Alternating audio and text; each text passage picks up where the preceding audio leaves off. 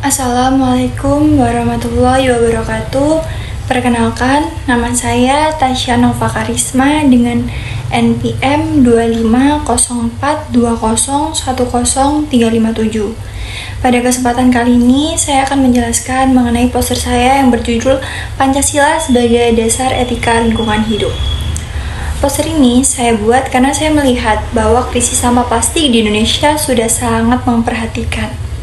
Setiap tahun, jutaan ton plastik mencemari laut dan sungai, merusak ekosistem, dan bahkan mengancam kesehatan manusia. Masalah ini semakin parah karena kesadaran generasi muda terhadap lingkungan semakin menurun, terutama akibat gaya hidup instan dan lemahnya pendidikan karakter tentang kepedulian alam. Jika kita lihat dari krisis analisis masalah, akar persoalannya bukan hanya pada sampah plastik itu sendiri, tetapi juga pada budaya hidup masyarakat yang serba cepat dan konsumtif. Kita seringkali tidak peduli terhadap dampak jangka panjang dari perilaku kita terhadap lingkungan.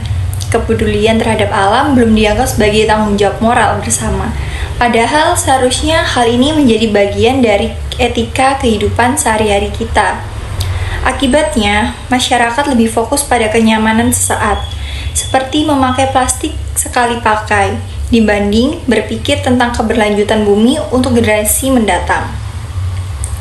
Melalui nilai-nilai Pancasila, kita sebenarnya sudah memiliki dasar yang kuat untuk membangun etika lingkungan hidup.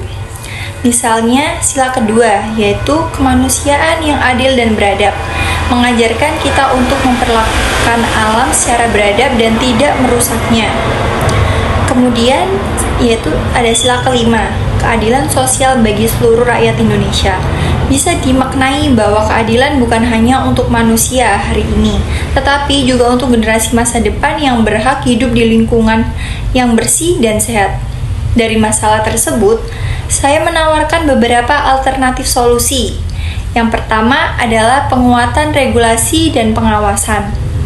Pemerintah perlu mempertegas larangan penggunaan plastik sekali pakai dan menggantinya dengan bahan yang ramah lingkungan. Contohnya bisa kita lihat pada kebijakan no plastik bag yang sudah diterapkan di beberapa kota besar seperti Bandung dan Balikpapan. Kedua, edukasi dan kampanye publik. Kesadaran lingkungan harus ditanamkan sejak dini melalui program sekolah hijau, kegiatan daur ulang, dan kampanye seperti bijak berplastik. Dengan cara ini, nilai cinta lingkungan bisa menjadi bagian dari karakter anak muda Indonesia. Ketiga, inovasi dan ekonomi sirkular. Artinya, kita tidak hanya melihat sampah sebagai limbah, tetapi juga sebagai peluang ekonomi baru. Misalnya, dengan mendaur ulang plastik menjadi produk kerajinan, bahan bangunan, atau barang bernilai jual lainnya. Melalui langkah-langkah tersebut, kita dapat menerapkan nilai-nilai Pancasila secara nyata dalam menjaga lingkungan hidup. Dengan begitu, Pancasila bukan hanya menjadi ideologi dasar negara, tetapi juga menjadi pedoman etika dalam menjaga keseimbangan antara manusia dan alam. Demikian penjelasan dari saya. Semoga melalui poster ini kita semua semakin sadar bahwa menjaga lingkungan adalah bentuk pengamalan Pancasila dalam kehidupan sehari-hari. Terima kasih. Pancasila sebagai dasar etika lingkungan hidup di era modern. Ada konsep bela negara. Bela negara dapat diwujudkan dengan menjaga lingkungan sebagai bentuk cinta tanah air.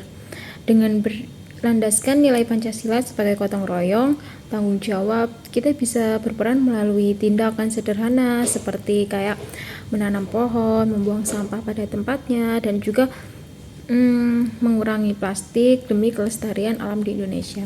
Dan juga ada peran Pancasila. Pancasila menumbuhkan kesadaran spiritual dan tanggung jawab moral dalam warga negara agar selalu bersyukur dan serta menjaga keseimbangan alam.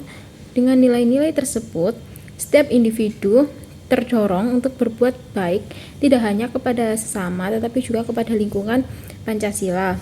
Ada contohnya seperti tidak jauh berbeda dengan konsep bela negara, yaitu ada menanam pohon, tidak membuang sampah sembarangan, serta ikut kerja bakti membersihkan lingkungan, terus juga penerapan nilai Pancasila dan moral dari Pancasila. Dasar etika lingkungan hidup berkelanjutan, yaitu yang pertama ada penerapan prinsip 3R, reduce, pengurangan produksi sampah seperti membatasi penggunaan barang sekali pakai. Lalu yang kedua ada reuse, memanfaatkan barang yang masih layak pakai, misalnya penggunaan kantong belanja kain, botol isi ulang, dan lain-lain. Lalu yang ketiga ada recycle, mengolah sampah menjadi bahan baku baru untuk mengurangi limbah yang masuk ke tempat pembuangan sekaligus menghemat sumber daya alam. Lalu yang kedua ada menghormati nilai intrinsik alam. Etika lingkungan menuntut penghormatan terhadap nilai intrinsik alam. Artinya, alam dan seluruh isinya bukanlah objek yang boleh dieksploitasi secara sembarangan. Sampah yang dibuang sembarangan menunjukkan kurangnya penghormatan terhadap lingkungan karena merusak ekosistem dan keanekaragaman hayati. Lalu yang ketiga ada kesadaran akan ketergantungan ekosistem. Manusia merupakan bagian dari ekosistem dan saling bergantung dengan makhluk hidup lain serta lingkungan sekitar. Sampah yang tidak dikelola akan mengganggu keseimbangan ini, misalnya mencemari air, tanah, dan udara, yang pada akhirnya merugikan semua makhluk hidup. Lalu yang keempat ada tanggung jawab individu dan kolektif. Setiap individu memiliki tanggung jawab etis atas mengelola sampah mulai dari rumah tangga hingga komunitas dan pemerintah. Kesadaran bahwa perilaku pembuangan sampah berkontribusi pada pencemaran harus disertai dengan sikap aktif untuk mengurangi, memilah, dan mengolah sampah dengan benar. Lalu yang kelima, ada hak masyarakat untuk informasi dan partisipasi. Etika lingkungan menuntut transparansi dalam pengelola sampah dan memberi hak kepada masyarakat untuk mengetahui isu lingkungan serta berpartisipasi dalam pengambilan kebijakan. Keterlibatan publik memperkuat komitmen bersama menjaga kebersihan dan keberlanjutan. Lalu yang keenam ada keadilan antar generasi dan makhluk hidup. Pengolahan sampah berarti mempertimbangkan keadilan tidak bagi generasi mendatang dan makhluk hidup lain. Sampah yang menumpuk dan mencemari lingkungan dapat merusak kualitas hidup mereka, sehingga perlu dipastikan agar bumi tetap sehat dan bisa dinikmati secara adil dan oleh semua pihak. Jadi kesimpulannya adalah Pancasila mengajarkan bahwa manusia harus bertanggung jawab menjaga lingkungan termasuk pengolahan sampah agar tidak merusak alam ciptaan Tuhan. Kesadaran ini mendorong perilaku menjaga kebersihan dan keberlanjutan bumi. Etika lingkungan ini menekankan keadilan sosial yang memastikan setiap orang berhak hidup di lingkungan sehat dan bersih tanpa ada yang dirugikan akibat sampah.